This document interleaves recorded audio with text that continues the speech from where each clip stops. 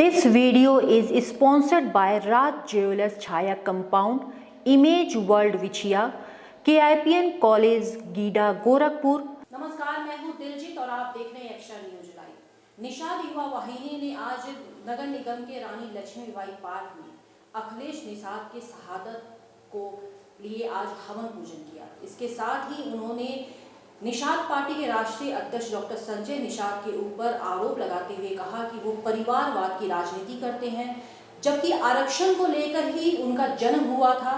उसके बावजूद आज वो आरक्षण के मुद्दे को भूलकर वे परिवारवाद की राजनीति कर रहे हैं और पूरा परिवार जब बीजेपी के कार्यकाल में कोई न कोई पद पर है, उसके बाद भी आरक्षण का मुद्दा जस का तस बना हुआ है।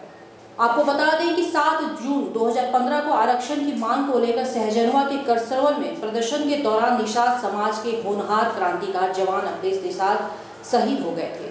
उसके बाद ही निषाद पार्टी का जन्म हुआ था, जिसके बाद निषाद पार्टी के राष्ट्रीय अध्यक्ष डॉक्टर संजय निषाद आज इस बुलंदी पर है। लेकिन उन पर लगातार ये आरोप लगता आया है कि वे निषादों को आरक्षण को लेकर आवाज नहीं उठा रहे हैं और निषाद के जो मेन मुद्दा है उससे वो भटक गए हैं। इसी के लिए आज निषाद युवा वाहिनी का जन्म हुआ है। इनका कहना है कि वे निषाद पार्टी को आईना दिखाने का काम करेंगे। इसके साथ ही उन्होंने ये भी कहा कि वो सीबीआई जांच भी करवाएंगे, जिससे करसरवल में मारे गए अखिलेश निषाद की आत्मा की शांति के लिए, उसके साथ ही पूरा निषाद समुदाय जो है उनके इंसाफ की बात भी की जाएगी। वीर शहीद अखिलेश निषाद जो 7 जून 2015 को करसवल कांड में पुलिस के गोली द्वारा मारे गए थे और उसमें निषाद भाइयों को निर्दोष फंसाया गया था, जो आज तक कोई अभी तक जांच नहीं हुई। हम लोगों ने मांग किया है सीबीआई जांच के लिए, मुख्यमंत्री को ज्ञापन दिया है, जांच हो जाए और निर्दोषों को छोड़ा जाए और जो अपराधी हैं उनको जेल भेजा जाए। ये जो घटना हुई थी इसके बाद आप लोग सरकार में भी आ गए जी, तो क्या लगता है कैसा जांच? अब सरकार में जो हैं वो लोग कुछ बोल ही नहीं रहे हैं, यही तो हम लोगों का सबसे बड़ा दुर्भाग्य है। तो निषाद समुदाय 2 फाड़ में बढ़ गया है क्या? नहीं, कोई फाड़ में नहीं फटा है। ये हम लोग उनको चेतावनी दे रहे हैं, अगर वो नहीं करेंगे तो हम लोग इस आंदोलन को बहुत रफ्तार से आगे बढ़ाया जाएगा। कितना विस्तार हो रहा है? हर स्तर से बहुत तेज़ी से हो रहा है। यहाँ नवयुवक, पढ़े लिखे अधिवक्ताओं का सबसे ज़्यादा योगदान है। क्या संजय निषाद निषादों के लिए कुछ करने का? अब जब अपने को भूल गए हैं तो फिर अगर करते तो अखिलेश निषाद के घर जो है आज के डेट में जो परेशानियां हैं, परेशानी नहीं होती, ख़त्म हो जाती। उनका जन्मदिन भी है। जी जी, क्या कहना चाहते हैं? अब जन्मदिन में ढेर सारी शुभकामनाएं देना चाहता हूं उनको। आज ही के दिन 7 जून 2015 को हमारे निषाद समाज का होनहार छात्र नौजवान अखिलेश निषाद, जो कि कसरवल स्थित सहजनवा गोरखपुर में निषाद आरक्षण के लिए आंदोलन कर रहा था, आरक्षण आंदोलन के दौरान वो शहीद हो गया। उसकी आत्मा की शांति के लिए निषाद युवा वाहिनी उत्तर प्रदेश सामाजिक संगठन आज हवन कर रही है। अच्छा, ये शहादत कहाँ तक कामयाब हुई? ये शहादत, चूँकि ये अखिलेश निषाद की जो शहादत हुई, अखिलेश निषाद की शहादत से कुछ लोग लाभान्वित होकर सत्ता का मलाई खा रहे हैं, लेकिन अखिलेश निषाद की शहादत को भूल गए। उनको चाहिए था कि अखिलेश निषाद के परिवार से उनके माता पिता किसी को टिकट देते, उनको उम्मीदवार बनाते। अखिलेश निषाद के परिवार को सुधि लेने वाला कोई भी व्यक्ति नहीं है, इसलिए क्रांति के रूप में निषाद युवा वाहिनी अखिलेश निषाद हमारे समाज का एकदम समझिए राम प्रसाद बिस्मिल है, भगत सिंह है, चंद्रशेखर आज़ाद है। निषाद पार्टी आरक्षण के मुद्दे को लेकर एक बार सरकार में भी शामिल हुई, मंत्री भी बने और अब सरकार में है, तो ऐसे में क्या लगता है आरक्षण मिलेगा या आप लोगों को फिर से लड़ाई लड़नी पड़ेगी? निषाद युवा वाहिनी आईना दिखाने के लिए निषाद पार्टी को आई है, क्योंकि निषाद पार्टी जैसे ही सत्ता पाई वैसे ही वो आरक्षण के मुद्दे को भूल गई और सत्ता के प्रभाव में या सत्ता को पाकर आरक्षण का मुद्दा उनसे सोचा गया। उसको जागृत करने के लिए ही निषाद युवा वाहिनी आई है। आरक्षण को लेकर क्या रणनीति होगी? आरक्षण की रणनीति हम लोग की है कि निषाद युवा वाहिनी यहाँ से लेकर लखनऊ तक घेराव करेगी, धरना प्रदर्शन करेगी, अनशन करेगी। हमारा ये सारा कार्यक्रम क्रमिक होगा।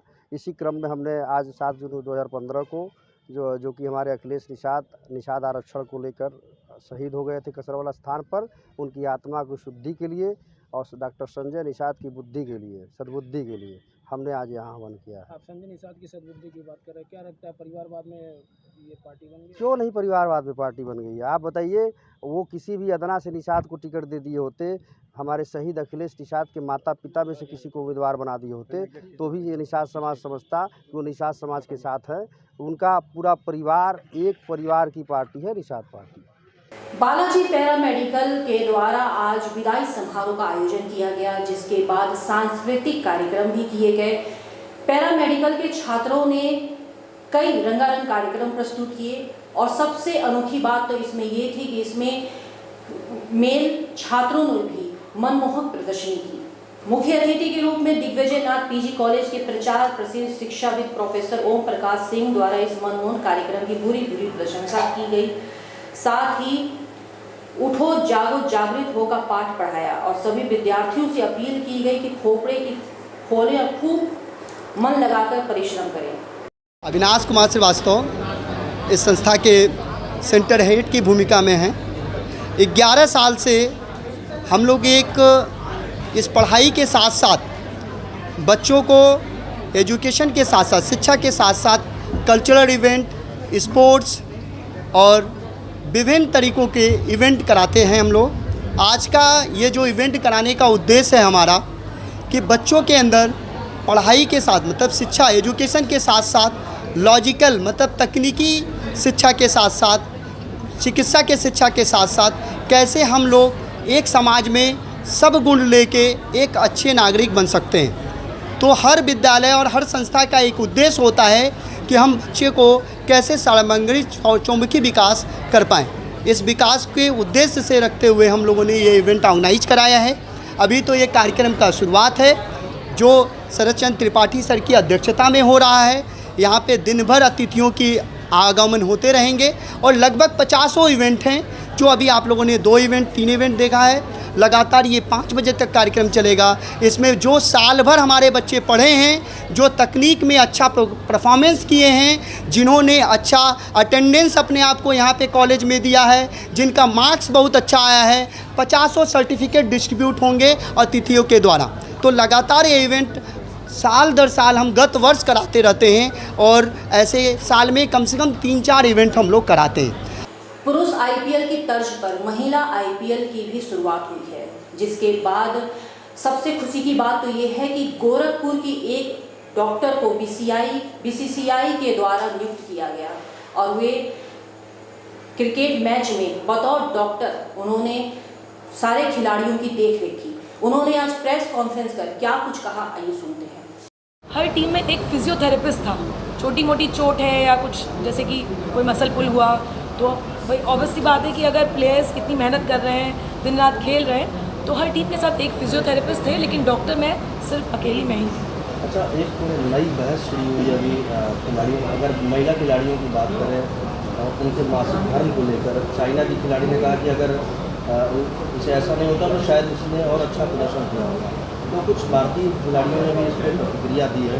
आपको क्या लगता है कि ये क्या किस तरह से इसको लेना चाहिए जो महिला खिलाड़ी? मासिक धर्म को लेकर के मुझे लगता है शायद ये कहीं सोच तो बीसीसीआई के अधिकारियों के दिमाग में होगी ही ना, कि उन्होंने इसीलिए शायद एक उनका ये क्राइटेरिया था कि उन्हें एक लेडी डॉक्टर ही चाहिए।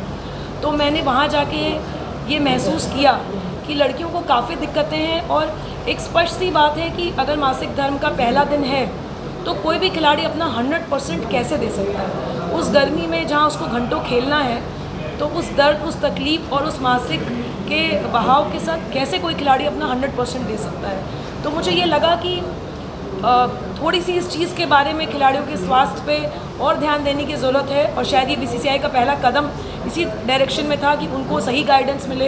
यदि उन्हें मासिक में ज़्यादा तकलीफ़ होती है तो पहले से वो उसकी कुछ थेरेपी लेती रहे, जिससे मैच डे पे उन्हें उस चीज़ से दिक्कत ना हो।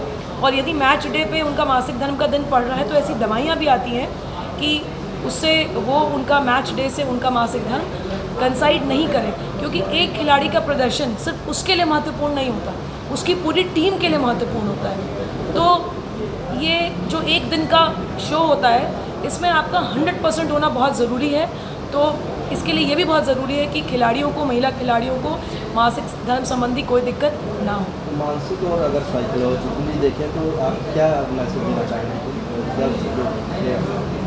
मैं गर्ल्स को ये मैसेज देना चाहूँगी कि यदि उन्हें दिक्कत है तो उसके बारे में बात करने में हिचके ना, बिल्कुल भी ना हिचके। छोटी से छोटी दिक्कत, थोड़ा भी दर्द हो, थोड़ी भी तकलीफ़ हो, उसके बारे में उन्हें खुल के बात करनी चाहिए और उसके बारे में जो भी उनकी जो भी थेरेपी, जो भी ज़रूरी नहीं है कि उसके लिए उन्हें दवाइयाँ ही लेनी हो, लेकिन हाँ अभी भी कहीं ना कहीं सोसाइटी में ये चीज़ है कि लड़कियाँ, दर्द है, तकलीफ़ है तो मैडम बस एक मेफ्टाल दे दीजिए, आज तबीयत ठीक नहीं है।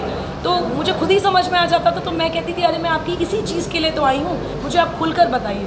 तो मुझे लगता है कि सब आपको विमेंस आईपीएल की T20 में जाने का मौका मिला एज ए डॉक्टर, तो किस तरह का अनुभव हुआ और क्या आपके अनुभव या मुझे T20 में जाने का जो अवसर मिला वो मेरे लिए एक बहुत ही नया अनुभव था। एज अ डॉक्टर हम जो काम करते हैं वो थोड़ा एज अ डॉक्टर ही मुझे वहाँ जाना था, लेकिन खिलाड़ियों की अपनी एक अलग दुनिया होती है, तो मुझे उस दुनिया को देखने का मौका मिला। वहाँ अंडर 19 2 प्लेयर्स थे, तो 18-19 साल की लड़कियों की मेहनत, उनका प्रदर्शन देखकर बहुत अच्छा लगा। और जैसा कि मैंने बताया कि एक तो चीज़ है कि हम लोग की जो एक जनरल नॉलेज होती है कि जैसे मैं गायनेकोलॉजिस्ट हूँ, लेकिन किसी को कोई भी तकलीफ़ हो तो सच पूछे तो MBBS का पूरा नॉलेज रिफ़्रेश हो गया, जनरल नॉलेज रिफ़्रेश हो गई। और लड़कियों का प्रदर्शन, उनकी मेहनत देखकर बहुत अच्छा लगा। प्रॉम्प्टनेस, जो जैसा कि मैंने कहा कि तुरंत 20 से 30 सेकंड में दवा देनी है, तो ये सारी चीज़ें थोड़ी सी चैलेंजिंग थी। दोपहर से लेकर रात तक हम स्टेडियम के डगआउट में रहते थे, क्योंकि मैं एकमात्र डॉक्टर थी, तो पहली टीम प्रैक्टिस के लिए आती थी, मैं उसके साथ जाती थी दोपहर में 1 बजे, और रात में जो लास्ट टीम प्रैक्टिस करके जाती थी, तीसरी टीम 10 बजे, मैं उसके साथ स्टेडियम से वापस लौटती थी। तो बहुत ही नवीन अनुभव था, बहुत ही अच्छा अनुभव था। इससे मैंने बहुत कुछ सीखा और मुझे एक नई दुनिया देखने मिली, और मुझे ये भी समझ में आया कि लड़कियां कितनी आगे हैं और कितना आगे जा सकती हैं यदि उन्हें मौका मिले तो। कितने दिन आप मैडम वहाँ पे रही हैं? हमें 1 हफ्ते पहले जाना था, मैं 17 को पहुँची वहाँ पे और मैं 28 तक वहाँ थी, तो करीब ये 2 हफ्ते का था, जिसमें 1 हफ्ता प्रैक्टिस था और 1 वीक आपका 23 से लेकर 28 तक सारे फाइनल मैचेस थे। तो 2 हफ्ते के लिए मुझे पुणे में रहना पड़ा। और वहाँ उधर थोड़ा सा कोविड का, फिर से बॉम्बे में कुछ लोगों को कोविड की खबर से हम पूरे बायो बबल में थे, इस चीज़ का बहुत ध्यान रखा गया, कोई किसी से ना मिले, कोई कहीं ना जाए। तो हम 2 हफ्ते होटल से स्टेडियम, स्टेडियम से होटल, और हमारे फ्लोर भी अलग थे, होटल के लोगों से भी ना हम मिल सकते थे, ना बात कर सकते थे। तो इस बायो बबल में रहने का भी अनुभव मिला कि कितना ज़्यादा हर चीज़ का ध्यान रखा जा रहा है, खिलाड़ियों का, सपोर्ट स्टाफ का। तो एक अच्छा और नवीन अनुभव रहा। बिल्कुल सिरे से इलाज होना चाहिए, जिससे इन तकलीफ़ों की वजह से उनके प्रदर्शन में कोई कमी ना आए और जिससे उनका और उनकी टीम का प्रदर्शन कहीं से भी इस दिक्कत से प्रभावित ना हो। अब लग रहा है महिला खिलाड़ी खुलकर सामने आ रही हैं चीज़ों को रखने। बिल्कुल बिल्कुल आ रही हैं, धीरे धीरे चीज़ें पहले से बेहतर हो रही हैं और मुझे लगता है आगे चलकर और बेहतर होगी। धौलेंद्र नारायण दुबे के द्वारा ज्येष्ठ माह के मंगलवार को विशाल भंडारे का आयोजन किया गया है। आपको बता दें, आयोजन Shri Narayan Biltech private limited परिवार की तरफ से सेंट एंड्रूज कॉलेज के किड्स पार्क में कराया गया। धौलेंद्र नाथ दुबे ने कहा कि लखनऊ में जिस प्रकार से देश भर में मंगलवार को जगह जगह विशाल भंडारे का आयोजन किया जाता है, उसी प्रकार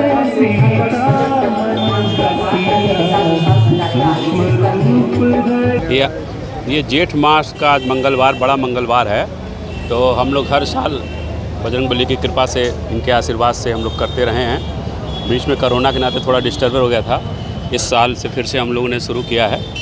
और यहाँ लखनऊ में बहुत ज़्यादा इस बजरंगबली की हर साल लोग मनाते रहते हैं, तो हम लोग को भी देखे तो अच्छा लगा, तो हम लोग भी गोरखपुर में बहुत सालों से शुरू किए हैं। और यहाँ पे ढेर सारी पब्लिक है, और भैया आइए, और ढेर सारी पब्लिक है और सारे लोग बजरंगबली की कृपा से यहाँ पे आए हुए हैं। और श्री नारायण बिल्टेक परिवार की तरफ से ये भंडारा हम लोग कर रहे हैं। बजरंगबली हम लोग की आशीर्वाद में कृपा बनाए रखें, यही शुभकामना है। और ज़्यादा से ज़्यादा तादाद में यहाँ पे लोग आते हैं, आते रहेंगे, और भंडारा बजरंगबली का चलता रहेगा। पीएनबी रिटायर्ड फेडरेशन के अध्यक्ष के द्वारा आज रिटायर्ड हो चुके बुजुर्गों के लिए एक हेल्थ कैंप का आयोजन किया गया, जिसमें उनको तरह तरह की टिप्स दिए गए। डॉक्टर के द्वारा ये भी बताया गया कि अगर बुजुर्ग प्रति रोज 5 मिनट अगर वो साइकिलिंग करता है तो घुटनों के दर्द से कहीं राहत मिल सकती है। आज का कार्यक्रम Punjab national bank retirees federation ने ऑर्गेनाइज़ किया है। इसमें जनरली होता है 60 प्लस के लोग जो होते हैं, सीनियर सिटीजन हो जाते हैं, तो उनको घुटनों की दिक्कत उनके लिए जो है, और जॉइंट पेन वगैरह किसी जगह, तो जॉइंट पेन का कैसे मैनेजमेंट करेंगे हम, ये जानने के लिए डॉक्टर सतपाल सिसोदिया का एक कार्यक्रम रखा गया है। हम लोग स्पॉन्सर कर रहे हैं। तो इसमें जनरली यही बता रहे हैं कि जॉइंट पेन को कैसे मैनेजमेंट करेंगे आप, या आपको अर्थराइटिस हो गया है तो उस स्टेज में आप कैसे उसके उपचार के लिए जो है आगे बढ़ेंगे। फाइनली यदि घुटना रिप्लेसमेंट करना हो तो उसके लिए भी उनकी राय एक महत्वपूर्ण भूमिका अदा करेगी। डॉक्टर साहब कहाँ से आए हैं? तो डॉक्टर साहब ये यहीं गोरखपुर में ही हैं। सतपाल सिसोदिया ये कंपनी इन्होंने बनाया है जिसके मैनेजिंग डायरेक्टर हैं। ये जो आयोजन हो रहा है, हाँ, वो किस बैनर के अंतर्गत है, क्या और भी इसमें आता है? ये मतलब स्पॉन्सर्ड हमने किया है, Punjab national bank retiree federation ने। हम इनकी सेवाएं इसलिए ले रहे हैं कि हमारे लोग इससे लाभान्वित हों। इनके वाणी से या इनके जो मैनेजमेंट जो बताएंगे जॉइंट पेन वगैरह के लिए क्या आपको करना चाहिए, क्या उपाय जो बताएंगे, तो उसको ये जनरल हमारे ये लोग जो एम्प्लॉइज़ हैं, हमारे फेडरेशन के मेंबर, ये इससे लाभान्वित होंगे। इसलिए हम लोगों ने इसे ऑर्गेनाइज किया है। पूर्वांचल में क्वालिटी एजुकेशन और एक्सीलेंट प्लेसमेंट के लिए अनेकों राष्ट्रीय और अंतर्राष्ट्रीय पुरस्कारों से सम्मानित KIPM गीटा Gorakhpur. Admissions open for BTech, B Pharma, M Pharma, MBA and polytechnic. जब गोरखपुर में KIPM है तो कहीं और क्यों जाना? KIPM गीटा गोरखपुर।